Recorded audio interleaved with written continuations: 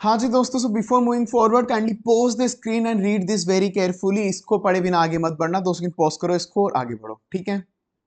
I hope आपने ये पढ़ लिया हो। चलो अपन आगे चलते हैं। सो के ये ओनली रेक्टिफिकेशन के लिए, जैसा भी आपने पढ़ा होगा पिछली स्क्रीन के अंदर, ये वीडियो ओनली रेक्टिफिकेशन जाने वाली है। अंडरस्टैंडिंग पे बिल्कुल फोकस नहीं होना, बिल्कुल शॉर्ट एंड क्रिस्प जो इंपॉर्टेंट टॉपिक्स है अपन वो याद करेंगे अभी अपन यहाँ पे। Okay, so audit of CFS, that is chapter number 7। Module में भी दूसरा चैप्टर नंबर होगा। It's okay. So auditors objective in audit of A CFS. CFS की ऑडिट कर रहे हैं, मैं ऑडिटर हूं या तुम ऑडिटर हो, सीएफएस की ऑडिट कर रहे हैं कंसोलिडेटेड फाइनेंशियल स्टेटमेंट की। तो अपनी क्या ऑब्जेक्टिव होना चाहिए? अपन ऑडिट कर रहे हैं तो अपना क्या ऑब्जेक्टिव होना चाहिए? बहुत ही सिंपल ऑब्जेक्टिव है ना यार। मेरा ऑब्जेक्टिव ये होना चाहिए कि जो सीएफएस है वो बिल्कुल ट्रू एंड फेयर बनाओ। जो सीएफएस है वो बिल्कुल ट्रू एंड फेयर बनाओ। तो मेरी रिस्पॉन्सिबिलिटी पूरी हो जाएगी। तो मेरे को क्या देखना है, मेरा क्या ऑब्जेक्टिव है? मेरे को ये देखना है कि जो सीएफएस है बिल्कुल ट्रू एंड फेयर बना हो, करेक्ट बना हो, तो मेरी रिस्पॉन्सिबिलिटी पूरी हो जाएगी। तो अब ये मैं कैसे चेक करूंगा? भाई मैं ऑडिट तो करने जा रहा हूँ सीएफएस की, पहले मुझे खुद को भी तो देखना पड़ेगा सीएफएस बनता कैसे। कैसे बनता है? इंडेक्स 110 से बनेगा या 103 पे जो कॉम्बिनेशन लगता है वो लगेगा। ये सब मेरे को पढ़ के जाना पड़ेगा ना। मैं वहां पर पढ़ने तो चले गया, उन्होंने सीएफएस कैसे बनाया, पर मुझे खुद को नहीं आता। तो पहले मैं एफआरएफ फाइनेंशियल रिपोर्टिंग फ्रेमवर्क खुद पढ़ूंगा। एफआरएफ पहले मैं खुद पढ़ूंगा, फिर देखूंगा कि अच्छा ऐसे बनता है। उसके बाद में उनका सीएफएस जाके देखूंगा, अरे हाँ इन्होंने एफआरएफ के हिसाब से ही बनाया है, मतलब ये ट्रू एंड फेयर है। उन्होंने एफआरएफ के हिसाब से बनाया है, मतलब वो ट्रू एंड फेयर है। अगर उन्होंने एफआरएफ के हिसाब से बनाया, ट्रू एंड फेयर है, तो मेरी रिस्पॉन्सिबिलिटी पूरी हो गई। तो मेरी रिस्पॉन्सिबिलिटी पूरी हो गई। ठीक है, तो ये अपनी ट्रिक थी। एफआरएफ पहले मैं ऑडिट करने जाऊंगा तो पहले मैं खुद पढ़ूंगा एफआरएफ कैसे, एफआरएफ क्या बोलता है, कैसे बनाना है। Validate the requirement of CFS पर द एफआरएफ क्या बोलता है।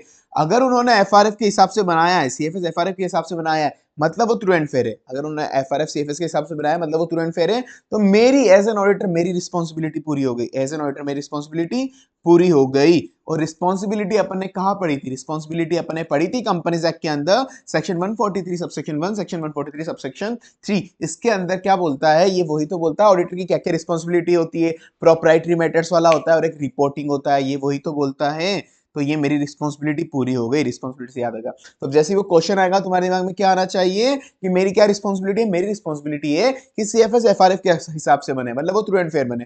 अगर वो ट्रू एंड फेयर बन गया तो मेरी रिस्पॉन्सिबिलिटी पूरी हो जाएगी। मतलब मैं पहले एफआरएफ पढ़ूंगा, अगर एफआरएफ के हिसाब से बनाया तो वो ट्रू एंड फेयर है, ट्रू एंड फेयर है, तो मेरी रिस्पॉन्सिबिलिटी पूरी हो जाएगी। रिस्पॉन्सिबिलिटी से दो चीजें याद आएगी जो अपने कंपनीज एक्ट में ऑडिटर की रिस्पॉन्सिबिलिटी पड़ी थी। वो किधर है? 143 सबसेक्शन 1, 143 सबसेक्शन 3। चलो let's move to another topic, that is responsibility of parents.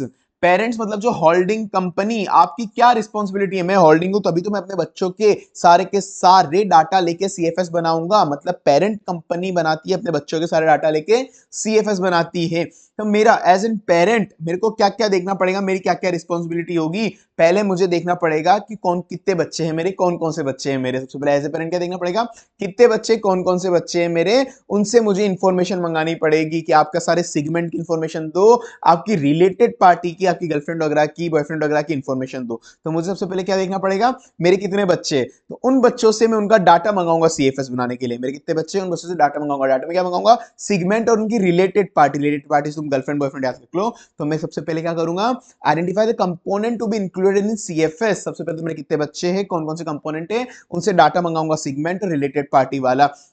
उसके बाद ये दोनों मंगा दिए तो हो सकता है ना कि अपनी जो भी जेवीज हो या फिर अपनी सब्सिडीज हो वो फॉरेन के अंदर ही हो। फॉरेन में भी अपन ने बच्चे फिलहाल रखे, अपना खानदान बड़ा रखा आगे, तो उसके अंदर वहां पे भी अपन को देखना पड़ेगा कि अगर वहां से आ रहा है, वहां पे अकाउंटिंग पॉलिसी अलग लगती है। तो 3 पॉइंट अपन को याद रखने। अगर वहां पे अकाउंटिंग पॉलिसी अलग लगती है तो यहाँ पे अकाउंटिंग पॉलिसी अलग होगी, मतलब गैप कन्वर्जन करना पड़ेगा अपन को। ठीक है, गैप कन्वर्जन करना पड़ेगा। उनकी अकाउंटिंग पॉलिसी अलग है, कोई फीफो पे मेथड कर रहा है, कोई लीफो पे मेथड कर रहा है, तो अकाउंटिंग पॉलिसी भी हार्मोनाइज करनी पड़ेगी। गैप कन्वर्जन भी होगा, अकाउंटिंग पॉलिसी भी हार्मोनाइज होगी। और अपन ने जो एफआर के अंदर आपने पढ़ा होगा ऑलरेडी, उसके अंदर है कि आपको जब भी सीएफएस बनाते हैं तो कुछ एडजस्टमेंट होते हैं, परमानेंट एडजस्टमेंट, टेम्परेरी एडजस्टमेंट वाले जो होते हैं, तो वो भी अपन को करने पड़ेंगे। तो ये 3 पॉइंट एक बार याद रखना, ये आगे भी काम आएंगे, बहुत ईजी है। हार्मोनाइज करनी पड़ेगी अकाउंटिंग पॉलिसीज, गैप कन्वर्जन करने पड़ेंगे और कंसोलिडेशन एडजस्टमेंट करने पड़ेंगे। ये 3 पॉइंट अलग से। बाकी अपन ने क्या, कितने बच्चे आइडेंटिफाई द कंपोनेंट जो जो सीएफएस में आएंगे, उनसे डाटा मंगाएंगे कि आप में से कौन सा रिपोर्टेबल सेगमेंट है और आपकी रिलेटेड पार्टी कौन कौन सी, उनसे डाटा मंगाऊंगा मैं। पहले तो मैं बच्चे आइडेंटिफाई करूंगा कि मेरे बच्चे कितने कहाँ पे है, उनसे मैं डाटा मंगाऊंगा, रिपोर्टेबल सेगमेंट और आपकी आरपीटी कौन कौन सी है, फिर उनमें एडजस्टमेंट करूंगा, हार्मोनाइज अकाउंटिंग पॉलिसीज और गैप कन्वर्जन और कंसोलिडेशन एडजस्टमेंट। ये 3 पॉइंट याद रखना। अभी ये आगे भी आएंगे क्योंकि इसलिए याद रखना। ओके चलो नीचे आ जाओ। मटेरियलिटी कंसीडरेशन, मटेरियलिटी क्या दिमाग में रखनी है अपन को, कुछ नहीं भाई, मटेरियलिटी से ध्यान में रखनी है। मैं एज ए सीएफएस बना रहा हूं तो CFS as a group as a whole, मैं ग्रुप हूं, ग्रुप एज ए होल कितना मटेरियल है, ग्रुप एज ए होल की मटेरियलिटी निकालूंगा। मैं क्या करूंगा, ग्रुप एज ए होल की मटेरियलिटी निकालूंगा, उसके अंदर बहुत सारे कंपोनेंट है, छोटे छोटे छोटे छोटे छोटे।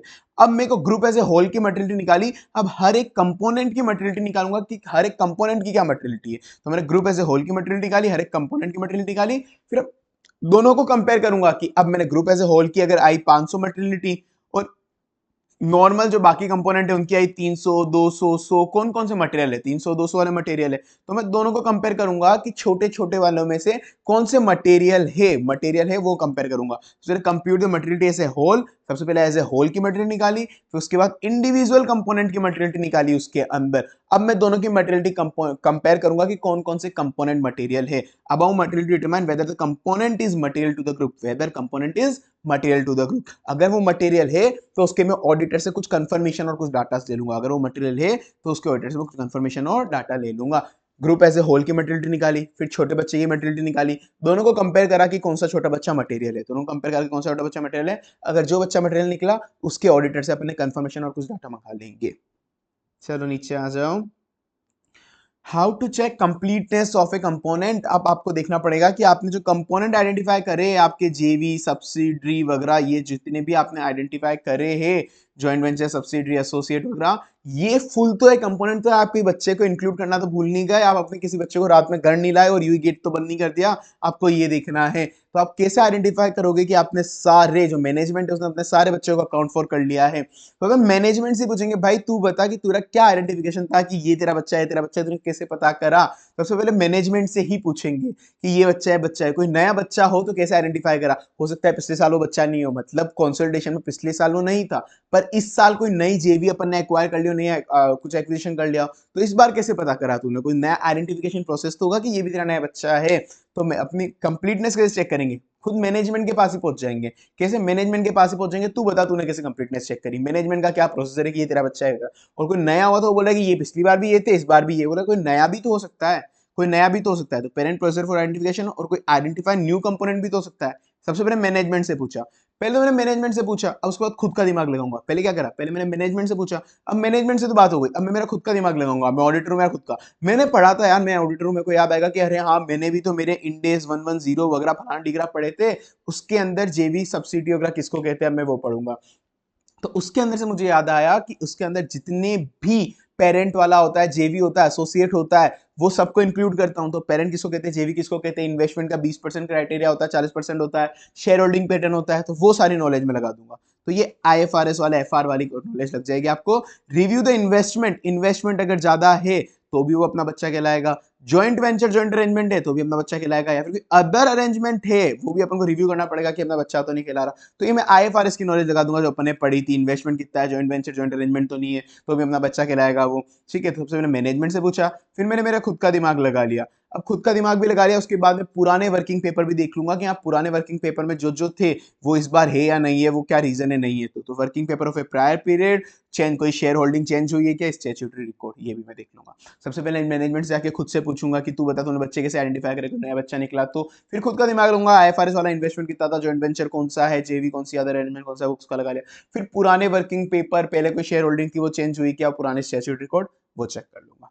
चलो, परमानेंट कंसोलिडेशन एडजस्टमेंट पढ़ा है ना अपन ने, ये तो अब तुमने पढ़ा हुआ है, इसमें दिमाग में लगाएंगे अपन। एफआर के अंदर पढ़ा था, जो गुडविल कैपिटलिज्म निकालते हैं ना, जो वन टाइम होता है, केवल एक बार जब फर्स्ट टाइम एक्वायर कर रहे होते हैं तभी वो परमानेंट कंसोलिडेशन एडजस्टमेंट करते हैं, गुडविल कैपिटलिज्म निकालने वाला वो ही होता है। तो उसको कैसे चेक करेंगे, या तो फर्स्ट टाइम होता है या फिर जब सब्सिक्वेंट एक्विजिशन होता है। पहले अगर जेवी थी, पहले एसोसिएट था, एसोसिएट से अपन ने उसको सब्सिडरी बना ली, 20% से 60% एक्वायर कर लिया, तो वो एसोसिएट से सब्सिडरी हो गई, तब भी वापस ये परमानेंट कंसोलिडेशन होगा। तो दो टाइम पे, एक तो फर्स्ट टाइम और एक सब्सिक्वेंटली अगर शेयर्स एक्वायर या डिस्पोज करे तब भी होता है ये एडजस्टमेंट। तो अपन को क्या देखना है, अब याद करो एफआर के अंदर अपन ने पढ़ा हुआ है, स्टार्टिंग के अंदर capital reserve, pre acquisition reserve, post acquisition reserve को बांटते हैं अपन। सबसे पहले रिजर्व निकालते हैं कि ये प्रॉफिट एनसीआई का है, ये प्रॉफिट अपना है, रिजर्व निकालते हैं अपन।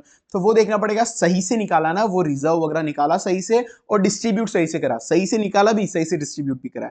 प्री एक्विजिशन रिजर्व सही से निकाला भी, कैलकुलेट भी सही से करा है और डिस्ट्रीब्यूट भी सही से करा है। कैलकुलेट सही से करा मतलब डेट ऑफ इन्वेस्टमेंट, यहां पे मैंने डेट ऑफ इन्वेस्टमेंट करी है तो यहां से तो हम दोनों का है, पर इसके पहले वाला तो एनसीआई का है, इसके पहले वाला तो पूरा एनसीआई को जाएगा ना। तो करेक्टली कैलकुलेट मतलब डेट सही थी ना, आपने कैलकुलेशन की और करेक्टली डिस्ट्रीब्यूट करा है पेरेंट और एनसीआई के बीच में, ठीक है ना। ये नॉर्मल एफआर का तुम दिमाग लगाओ अपना आ जाएगा। और मैंने कहा था सेकंड टाइम भी परमानेंट कंसोलिडेशन एडजस्टमेंट होता है जब सब्सिक्वेंट चेंजेस होते हैं, purchase and disposal of shares होते हैं, तब भी वापस से परमानेंट कंसोलिडेशन एडजस्टमेंट होता है, ठीक है। तो ये वाला एफआर से ही हो जाएगा तुम्हारा answer. Then current period consolidation adjustment, current period के अंदर कुछ नहीं, यहाँ पे कोई ट्रिक नहीं है, सेम ऊपर जैसे कोई ट्रिक नहीं है। एफआर सब्जेक्ट याद करो, जब तुम एफआर पढ़ा था कभी भी, जो अपन ने कोई भी एक तो तुमने पढ़ा करा ही होगा क्वेश्चन हाथ से, एफआर का कोई ना कोई तो करा होगा कि कंसोलिडेट बनाना है, सीएफएस बनाना है, बैलेंस शीट पी&एल। तो बैलेंस शीट पी&एल में अपन जब बनाते हैं नॉर्मल, ऊपर अपन ने करा था परमानेंट, फर्स्ट में अपन क्या करते हैं, पूरा permanent consolidation adjustment, goodwill capital निकाली। अब उसके बाद अपन क्या एडजस्टमेंट करते हैं, इंटर कंपनी वाले चीजें हटाते हैं। इंटर कंपनी जो भी डेट वगैरह है, असेट से असेट्स वगैरह है तो बैलेंस शीट में वो हटाएंगे। और अगर डेट का इंटरेस्ट है, डेट का इंटरेस्ट भी तो होगा, तो डेट का इंटरेस्ट है तो वो जो इंटर कंपनी पी&एल आइटम्स है वो भी हटाएंगे। कोई स्टॉक ट्रांसफर वगैरह कर रखा हो अपन ने तो उसका अनरियलाइज प्रॉफिट भी हटाते हैं। उस अनरियलाइज प्रॉफिट पे अपन डीटीए भी हटाते हैं, डीटीए वाला भी होता है, वो भी हो गया। और रिजर्व को अपन एनसीआई और उसके अंदर अपने खुद के अंदर बांटते हैं, रिजर्व को भी बांटते हैं, ठीक है। तो ये सारे पॉइंट जो नॉर्मल एफआर में, तुमको जो एफआर में अपन ने पढ़ा होगा वही वापस याद करो, पूरा आंसर ही उससे फ्रेम बन जाएगा। एलिमिनेशन, मैंने ट्रिक यहाँ पे ऐसे लिख रखी है, एलिमिनेशन ऑफ इंट्रा ग्रुप, सबसे पहले इंडेट, ये बैलेंस शीट आइटम का अंदर। अब इसी के अंदर बैलेंस शीट आइटम में भी अपन हटाएंगे, बैलेंस शीट से भी हटाते हैं ना अपन, कि इसका डेट हटा दिया, एक तरफ डेटर है एक तरफ क्रेडिटर है, उसको नेट ऑफ करा। अब उसमें कोई इंटरेस्ट पेड रिसीव है तो वो भी हटाएंगे। अनरियलाइज प्रॉफिट, कोई भी अपन ने असेट या इन्वेंट्री ट्रांसफर करी है विद इन द ग्रुप, उस पर कोई अनरियलाइज प्रॉफिट है वो भी हटाएंगे।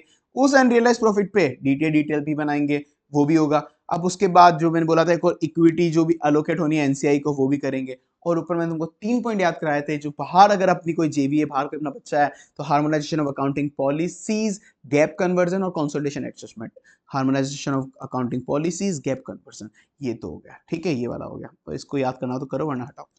तो ये अपने को बिल्कुल नॉर्मल जो एफआर पढ़ा था वैसे याद करना है इस क्वेश्चन को। चलो ये वाला भी हो गया, डन। अपना ये वाला पूरा जितने भी इंपॉर्टेंट टॉपिक तो याद कराने वाले थे वो हो गए। अब एक और चीज मैं तुमको बता देता हूँ, ये तो थी ये वाली जो फ्री बुक थी वो मैंने तुमको दे दी। यहाँ पे ये पूरी की पूरी जो पीडीएफ है फ्री में तुमको टेलीग्राम चैनल पे पूरी की पूरी टेलीग्राम चैनल में मिल जाएगी। मैंने नीचे डिस्क्रिप्शन बॉक्स में लिंक दे दूंगा टेलीग्राम चैनल का, वरना तुम डायरेक्ट जाके टेलीग्राम चैनल पे सर्च कर लेना सी हेमंत सोमानी, वहां पे भी आ जाएगा। अदरवाइज अगर तुमको फुल बुक चाहिए, ये chapter number 8 consolidation statement, only 500 pages के अंदर ऑडिट पूरी निपटा दी है इसके अंदर, इंक्लूडिंग क्वेश्चंस। हाँ भाई क्वेश्चन भी है, कॉन्सेप्ट भी है, 500 पेजेस में पूरी हाईलाइटेड है, कलर्ड है, टेबुलर फॉर्मेट में तुमको दिख ही रहा है, हाईलाइटेड भी है, ये भी मिल जाएगा तुमको। सॉफ्ट कॉपी का मैं नीचे डिस्क्रिप्शन में लिंक दे दूंगा, बिल्कुल अच्छे से सजा के बनाई हुई है, यहाँ पे हाईलाइट भी कर रखा है, जो जो अलग अलग कलर के अंदर बोल्ड भी कर रखा है, सब कुछ मिल जाएगा पूरी चार्ट और टेबुलर फॉर्मेट के अंदर। अब ये देखो जैसे ऊपर कॉन्सेप्ट गया, उस कॉन्सेप्ट के जितने भी नीचे आईसीआई के आंसर क्वेश्चन है वो सारे क्वेश्चन भी डाल दिए इसी के अंदर। तो ये क्वेश्चंस भी हाथों हाथ यहाँ पे ही कवर हो जाएंगे, तो मतलब सब कुछ इसी के साथ मिल जाएगा। कंप्लीटनेस ऑफ कंपोनेंट अपन ने जो पढ़ा ये भी हो गया उसके अंदर, ठीक है। चलो अगर ये चाहिए नीचे डिस्क्रिप्शन में लिंक दे दूंगा, सॉफ्ट कॉपी ले सकते हो। बाकी ये वाली पीडीएफ तो बिल्कुल फ्री ऑफ कॉस्ट मिल ही जाएगी तुमको। ओके चलो, good bye, best of luck for the exams.